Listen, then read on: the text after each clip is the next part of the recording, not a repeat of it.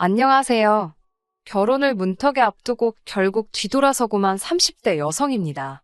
그동안 이곳에서 많은 분들의 사연을 들으며 울고 웃었는데, 그래서 용기를 내서 저도 한번 제가 오늘 사연의 주인공이 되어보려고 이렇게 저희 이야기를 적어봅니다. 저와 남자친구는 지인의 소개로 만났습니다. 정확히 말하자면 지인은 제가 아닌 제 친구와 남자친구를 소개시켜준 거였지요. 하지만 갑자기 제 친구에게 일이 생겼고 차마 당일날 갑작스레 약속을 취소할 수가 없다며 제발 저에게 대신 나가달라고 부탁을 하더라고요. 가서 밥이나 한 끼 얻어먹고 오라며 하도 부탁을 해대길래 어쩔 수 없이 나간 자리에서 그렇게 저는 지금의 남자친구를 만나게 되었습니다. 남자다운 외모와 달리 귀여운 말투의 남자친구에게 저는 한눈에 반해버렸고 제가 더 적극적으로 다가갔어요. 그게 문제였을까요? 여자는 자기가 좋아하는 남자가 아니라 자기를 좋아하는 남자를 만나야 한다더니 그게 사실인가 봅니다. 저는 정말 제 남자친구를 많이 사랑했습니다. 제 남자친구와 저희 객관적인 조건만 놓고 본다면 다들 저를 뜯어 말릴 만큼 차이가 많이 나는 상황이었지만 세상에 완벽한 사람은 없잖아요. 그 사람의 부족한 부분은 제가 끌어안고 가려고 했어요. 남자친구는 대기업 하청업체에서 일하고 있습니다. 그렇다 보니 달마다 실적에 따라 급여가 들쑥날쑥한 편입니다. 어떤 달에는 월천을 벌기도 하고 어떤 달에는 간신히 기본급만 벌기도 하지요. 반면에 저는 프리랜서 작가로 활동하고 있고 대학생 때부터 시작했더니 어느덧 10년 차가 다 되어 월 평균 500에서 600은 벌고 있습니다. 하지만 인간관계에 돈이 전부는 아니잖아요. 제가 남자친구와 결혼까지 생각했던 이유는 따로 있습니다. 어디서부터 어떻게 시작해야 할지 모르겠지만 저는 부모님이 안 계십니다. 제가 아주 어렸을 때, 그러니까 기억도 안 날 만큼 어렸을 때 아버지께서 사고로 돌아가셨다고 들었습니다. 그 이후로 어머니께서 외가의 도움을 받아 저를 키우셨대요. 불행 중 다행으로 아버지가 돌아가시면서 나온 보험금과 합의금이 있었고 외조부모님 또한 부유하셨기에 어머니 앞으로 건물을 남겨주셔서 저를 양육하시는 데 있어서 큰 어려움은 없으셨다 했지만요. 하지만 제가 대학교 합격 발표를 앞둔 시기에 어머니도 지병으로 세상을 떠나셨고 저 혼자 남겨졌습니다. 어머니가 남겨주신 재산 덕분에 대학까진 무리 없이 끝냈지만 직장 생활은 엄두가 나질 않았습니다. 언젠가부터 사람들과 어울려 지내는 것이 왠지 어렵고 불편하게 느껴졌거든요. 진단을 받아보진 않았지만 지금에서야 돌이켜 생각해보면 어머니의 죽음으로 인한 공황장애나 우울증이 아니었을까 싶어요. 결국 취업 대신 집에서 할 수 있는 일을 알아보다가 시작하게 된 게 프리랜서 작가입니다. 어려서부터 독서하고 일기 쓰고 그런 일들을 좋아했었거든요. 그렇게 다시 글을 쓰다 보니 마음의 병이 조금씩 치유되기 시작했습니다. 다시 사람들과 어울릴 수 있게 되었고요. 남자친구와 연애까지 하기에 이르렀지요. 아무튼 다시 본론으로 돌아와서 이 모든 상처를 남자친구는 아무 일도 아니라는 듯 이해하고 안아주었기에 남자친구가 경제적으로 결혼할 준비가 미흡했음에도 불구하고 제가 안고 가려고 했습니다. 하지만 결국 그놈의 돈이 뭔지 돈 때문에 남자친구와 파혼을 하게 되었네요. 어머니가 저에게 남겨주신 건물은 3층짜리로 상가는 전부 10개 정도 들어올 수 있는데 공실이 2개이고 8개는 현재 계약 중입니다. 그중 6개가 10년 넘게 같은 분이 사용 중이시고요. 건물에 있는 공실 중 하나는 제가 작업실로 쓰고 있습니다. 당연히 남자친구는 연애 초반에 제가 건물이 있다는 사실을 몰랐습니다. 제가 말하지 않았으니까요. 하지만 소개팅 주선자였던 지인이 저와 남자친구가 사귄다는 사실을 알고 나선 남자친구에게 제가 얼마나 괜찮은 여자인지를 어필한답시고 제가 건물이 있다는 이야기를 말했다 했습니다. 거기에 아파트도 하나 있다고요. 그로부터 며칠이 지난 후에야 지인에게서 연락이 왔는데 혹시 자기가 일을 그르치거나 한 건 아닌지 정말 미안하다며 저에게 몇 번이고 사과를 해왔습니다. 그런 연락을 받고 정말 많이 언짢긴 했지만 받아주는 거 말곤 뭐 선택지가 없었습니다. 솔직히 전혀 괜찮지 않았지만 그게 뭐라고 언제까지 숨기고만 있을 수는 없는 일이기 때문에 일단 괜찮다고 했습니다. 제가 남자친구에게 지인에게 내가 건물주라는 이야기 들었다면서 그간 숨겨서 미안했다고 이제 숨김없이 다 말해줄 테니 나에 대해서 뭐 알고 싶거나 궁금한 거 없냐고 물었습니다. 그러자 남자친구는 자기한테 왜 처음부터 말해주지 않았냐며 서운하다고 하더군요. 자기가 명색이 남자친구인데 여자친구에 관한 이야기를 남한테 들어야 하냐고요. 하지만 왠지 모르게 남자친구의 표정은 밝아 보였습니다. 솔직히 여자친구가 건물주라는 싫다는 사람이 있을까요? 지금 생각해보니 서운하다는 남자친구의 말은 제가 남자친구에게 죄책감을 갖도록 만들기 위한 가스라이팅이었다는 생각이 들어요. 그때는 제가 정말 일부러 남자친구를 속여왔다는 생각에 미안하다는 마음이 더 컸거든요.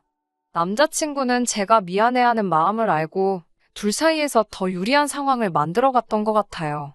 아무튼 남자친구가 거기까지만 했더라면 저는 기꺼이 남자친구와 제가 가진 것들을 나누고 또 나눴을 겁니다. 하지만 남자친구도 남자친구의 어머니도 욕심이 정말 지나치셨습니다. 사귄 지 6개월이 채 되지 않은 시점에서 남자친구는 결혼 이야기를 꺼내기 시작했습니다.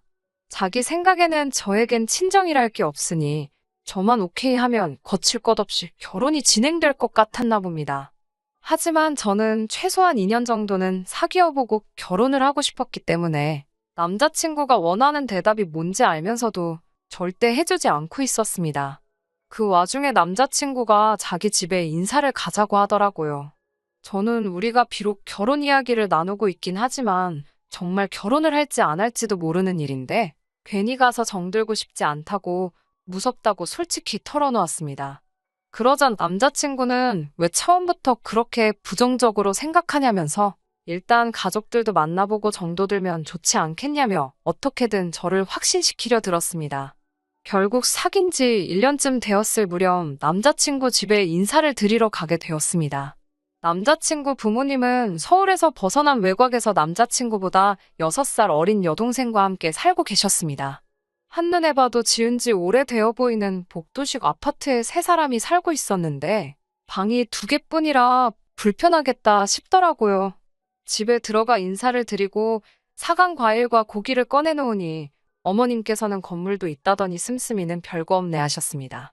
그 말 뜻이 제가 알뜰하네 뭐 이런 뜻이 아니라 말 그대로 사온 게 볼품없다는 식으로 비아냥거리시는 말투였습니다. 그러더니 제가 입은 옷차림을 아래 위로 찬찬히 훑어보셨습니다. 옆에서 남자친구 여동생도 저를 물끄러미 보더니 언니 입은 옷이 혹시 어디 브랜드 거 아니냐고 묻더라고요. 요즘 젊은 애들은 한눈에 그런 게 다 보이는구나. 신기하다 생각하면서 맞다고 대답했더니 남자친구 여동생은 그 옷이 자기가 너무 갖고 싶었던 거였다며 자기가 한 번만 걸쳐보면 안 되냐고 애걸복걸을 하더라고요. 결국 그런 걸쳐만 보라고 옷을 벗어주는데 어머님께서 저를 빤히 보시더니 옷이 중요한 게 아니라 먹는 걸 잘 먹어야 한답니다. 그러면서도 결혼하면 너만 좋은 거 사입지 말고 우리도 좋은 거 좀 사달라 하셨습니다. 만약에 제가 남자친구와 이미 결혼한 사이이고 어머님이 이미 제 시어머니셨다면 물론 그런 말씀을 하실 수도 있어요. 하지만 엄연히 저는 손님으로 간 자리였고 무엇보다 초면이었는데 어머님이 다짜고짜 무엇을 해달라 말씀하시니까 기분이 좋지는 않았습니다. 게다가 남자친구 여동생이 어디선가 저도 안 입을 것 같은 가디건을 하나 들고 나와서는 저더러 오늘 하루만 자켓 좀 자기 빌려주고 언니는 이거 입고 가면 안 되냐며 그 가디건을 저한테 내미는데 어찌나 당혹스럽던지요. 어머님까지 나서서 옷이 딱 봐도 우리 딸한테 더 잘 어울리는 것 같은데 하루만 양보 좀 해주면 안 되겠냐고 그러시니 난감하게 이를 데가 없었습니다. 하지만 제가 설마 남자친구 여동생이 옷 하나 빌려달라고 파혼까지 생각했을 리가 있나요? 식사를 하면서 본격적으로 대화가 엉망이 되어갔습니다. 어머님께서는 식사를 하시다 말고 저에게 그럼 혼자 사는데 음식은 어떻게 해결하냐고 물으셨습니다. 요리는 그래도 제법 하지 않냐고 물어보시면서요. 부끄러운 말이지만 저는 요리를 못합니다. 할 기회도 없었고 할 이유도 없었어요. 어머니가 살아계실 때는 당연히 어머니가 챙겨주셨고 돌아가신 이후로는 학식을 먹거나 반찬 가게에서 사다 먹었습니다. 제 입장에선 음식하는 시간에 글을 쓰고 일을 하는 편이 훨씬 경제적으로 이익이기 때문에 굳이 요리에 관심을 가질 필요가 없었지요. 하지만 이를 구구절절 시어머니 되실 분께 말씀드리긴 어려워서 음식은 그냥 솜씨가 없어서 잘 못한다고만 말씀드렸습니다. 그러자 어머님께선 사먹는 반찬이 뭐가 영양가가 있겠냐면서 본인이 직접 일주일에 2번씩 반찬을 만들어다 줄 테니 반찬값으로 일주일에 20만 원씩을 달라고 하시더라고요. 제가 반찬 가게에서 한 달치로 쓰는 돈을 일주일마다 달라고 하시니 조금 어이가 없었습니다. 떨떠름한 표정으로 제가 대답을 못하고 있었는데 어머님은 그다지 개의치 않으시는 눈치였어요. 한마디로 당신은 말씀하셨으니 넌 따르기나 해라 였지요. 일단 그 자리에서는 대놓고 거절하면 예의가 없지 않나 싶어서 대충 알겠다는 듯이 대답을 흐렸습니다. 그런데 거기서 끝나는 게 아니라 이번에는 건물 관리는 지금 누가 어떻게 하고 있느냐고 물어보시더군요. 건물 관리는 어머니가 살아계실 때부터 해주시던 어르신이 계시다고 했더니 늙은이가 해봤자 얼마나 할 수 있겠냐며 이제 그걸 아버님한테 맡기자는 겁니다. 하지만 딱 봐도 기존에 계신 분과 연배도 비슷해 보이셨고 무엇보다 제 입장에서 시아버지 되실 분이 건물 관리인으로 계시는 게 제 입장에서 편할 일이 전혀 없었지요. 굳은 일도 많고 더러운 일도 많은 걸 알고 있으니까 말이에요.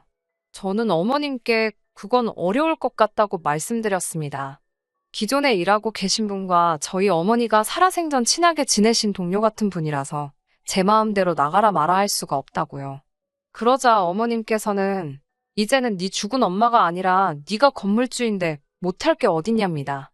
자꾸 저한테 네가라고 부르시는 것도 마음이 상했는데 죽은 엄마라고 하시니 너무 불쾌하고 화가 나더라고요. 마음 같아선 어머님께 소리라도 한 번 내지르고 뒤돌아서 나가버리고 싶은 심정이었습니다. 어줍잖게 대답을 계속 해드리고 있으니 제가 만만하게 보였던 건가 싶어서 저도 불편한 기색은 숨기지 않기로 했어요. 그래서 얼굴에 기분 나쁘다는 티를 팍팍 내면서 있었습니다. 여차 싶으면 그냥 판 엎어버리고 나갈 생각으로 말이죠. 하지만 어머님의 불편한 질문 공세는 끊이지가 않았습니다. 이번엔 하시는 말씀이 월세 관리는 누가 하고 있냐고 물으시더군요. 당연히 제 건물이니 제가 하고 있다고 했어요. 그러자 어머님께서 결혼하면 그건 이제 남자친구가 관리할 수 있도록 해주랍니다. 그래야 입주자들이 남자친구를 건물주로 인식을 한다나요. 건물주는 엄연히 저인데 왜 입주자들이 남자친구를 건물주로 인식을 해야 한다는 건지 저로선 이해할 수가 없었습니다. 하지만 어머님은 계속해서 남자친구에게 월세를 관리하게 하거나 아니면 건물 명의를 공동으로 바꿔줄 것을 요구하셨습니다. 제가 정말 열이 받았던 건 이 모든 말도 안 되는 어머님의 말씀을 남자친구가 옆에서 다 듣고 있으면서도 그 어떤 작은 액션도 취하지 않더라는 거예요. 저에게 무례하게 구는 거야 어른이니까 그러실 수 있다고 치더라도 저렇게 말도 안 되는 억지를 부리고 계신데도 불구하고 남자친구는 그렇게 하는 게 100번 맞다는 식으로 아무 대꾸도 없었거든요. 이미 이 시점에서 이 결혼은 안 하는 게 맞는 거 아닌가란 생각이 들기 시작했어요. 그리고 그런 생각이 드니까 그나마 조심스러웠던 제 행동이나 말투가 고삐 풀린 망아지처럼 하나씩 제어가 안 되기 시작했습니다. 어머님은 제 건물에 공실이 있다는 말에 그게 다 돈인데 그걸 그렇게 놀려서는 안 된다고 한마디 하시더군요. 그래서 공실이 2개이기는 하지만 하나는 제가 작업실로 쓰고 있다고 했어요. 집에서 일을 해도 되지만 저는 집과 일터의 경계를 확실히 하고 싶었거든요. 그런데 어머님은 그렇게 돈을 날리고 있냐면서 세를 낮추더라도 싸게 내놔서 사람들을 들어오게 해야 한다는 겁니다. 그리고 하나 남은 건 좋은 생각이 있다면서 세를 받지 말고 남자친구 여동생에게 가게를 하나 오픈해주는 건 어떻냐고 하시는 거였어요. 남자친구 여동생이 딱 보기에도 뭐 똑부러지게 할 줄 아는 거 없어 보이는데 무슨 가게를 하냐고. 그리고 건물이 위치가 나쁘지가 않아서 세가 비싼 편인데 감당 가능하겠냐고 빈정대듯이 말하니 시어머니가 애가 자리 잡을 때까지는 월세는 받지 말아야 하는 거 아니냐고 하시는 겁니다. 제가 어머님께 저는 오늘 아가씨를 처음 봤는데 아가씨의 뭘 보고 1년이란 유예기간을 주냐고 여쭤봤어요. 그러자 어머님께서는 또 우리 아들이랑 결혼하면 얘 네 신우 될 사람인데 무슨 말을 그렇게 섭섭하게 하냐고 하시는 겁니다. 부모가 없다더니 가족 없이 자란 티를 낸다고 일단 가족이 잘 돼야지 너도 잘 되는 법이라고 하시더군요. 제가 남자친구와 결혼 이야기를 나눈 건 사실이지만 결혼을 하기로 확정된 것도 아니고 그렇게 해야만 하는 것도 아닌데 벌써부터 제가 가진 게 자기들 거라도 된 것 마냥 하는 꼬라지를 보니 결혼하고 나서의 앞으로가 눈에 선하더라고요. 그래서 어머님에게 상가 임대 주는 게 애들 소꿉장난은 아니지 않냐고. 월세를 제가 해준 애만에 하기 전에 일단 아가씨가 뭘 잘하는지, 뭘 할 수 있는지 제가 어떻게 믿냐고. 정 그 상가를 원한다면 믿음을 가질 수 있는 자료를 가져오라고 했습니다. 그러자 어머님 얼굴이 울그락불그락 거리더니 난리가 났습니다. 네가 뭔데 내 딸을 평가하려드냐면서요. 저한테 그까짓 거 건물 하나 있다고 어지간히 유세 부린다면서 소리를 지르시더군요. 유세라고 말씀하셔도 저는 해줄 생각이 없다고 딱 자르니 어머님이 저더러 꼴도 보기 싫다며 이제 그만 가보라 하셨습니다. 저도 더 있어봤자 좋은 소리도 못 들을 테고 차라리 바라던 바였어요. 제 입으로 파혼하자는 말 안 해도 되니 제 입을 더럽힐 필요도 없었고 말이죠. 제가 집을 나섰더니 남자친구가 바로 제 뒤를 따라 오더라고요. 계속 무시하고 지나가는 제 앞을 막아서고 이렇게 끝낼 거냐며 어이도 없게 저를 붙잡으려 하더군요. 무슨 할 말이 더 남아서 저러는지 드러나 보려고 했더니 내가 왜 이러는지는 생각도 못했는지 말도 안 되는 소리를 뱉어대더군요. 남자친구는 죽은 사람 소원도 들어준다는데 산 사람 소원 못 들어주냐면서 이번 한 번만 못 이긴 척 자기 동생 가게 좀 내게 해달라는 겁니다. 지금 그딴 소리 하려고 나를 따라 나온 거냐고. 내가 왜 니네 집에서 자리 박차고 나온 건지 하나도 모르는 거냐고 한마디 했어요. 그제서야 남자친구도 정신이 들었는지 가족 일이라서 자기가 제대로 판단을 못한 것 같다며 제 다리를 붙잡고 빌더라고요. 차라리 결혼하고 나면 자기 가족들과 연을 끊고 살 테니 저한테 파혼만은 하지 말자고 빌더라고요. 가족들과 연을 끊는다는 말은 솔직히 100% 믿지 않았지만 이 정도로 빌면서 반성하는 모습을 보여주고 있으니 적어도 앞으로는 중간 역할 해주면서 자기 가족들이 나한테 빈대 붙으려는 걸 어느 정도는 막아주겠지 하는 생각에 마지막으로 한 번만 두고 보겠다고 남자친구를 다시 받아줬습니다. 가족들이 그러면 남자친구도 똑같이 거지근성이 가득하다는 말인데 그래도 그동안 만나온 정 때문인가 남자친구는 다를 수도 있겠다 생각했나 봐요. 제가 대체 무슨 생각으로 남자친구는 멀쩡하다고 생각했는지 모르겠네요. 남자친구와 그 가족들의 시커먼 속내를 알게 된 건 제가 남자친구를 다시 받아주고 얼마 지나지 않아서입니다. 마감이 늦어지게 되면서 남자친구한테 제 건물로 와달라고 말을 했어요. 기다릴 수 있으니 그냥 만나기로 한 장소에서 만나자고 한 걸 괜히 저 때문에 오래 기다리게 하고 싶지는 않으니 그냥 오라고 했습니다. 자꾸 이쪽으로 오는 걸 꺼려 하길래 왜 그러나 싶었는데 그 이유를 알게 되었습니다. 제가 일을 마치고 나니 저도 몸이 피곤해서 어디 가고 싶은 생각이 들지 않더라고요.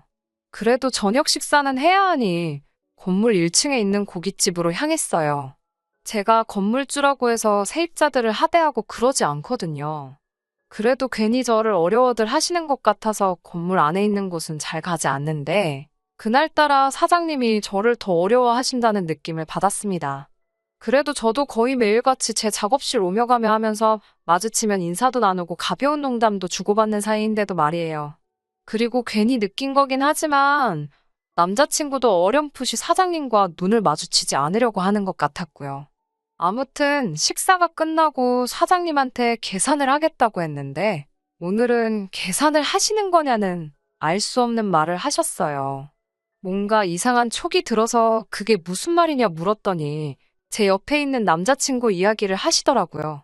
얼마 전부터 시어머니 되실 분하고 같이 자주 오셔서는 건물주 가족한테 돈을 받을 작정이냐며 가게 자리 빼앗기고 싶지 않으면 자기들 눈치를 보라고 하셨답니다.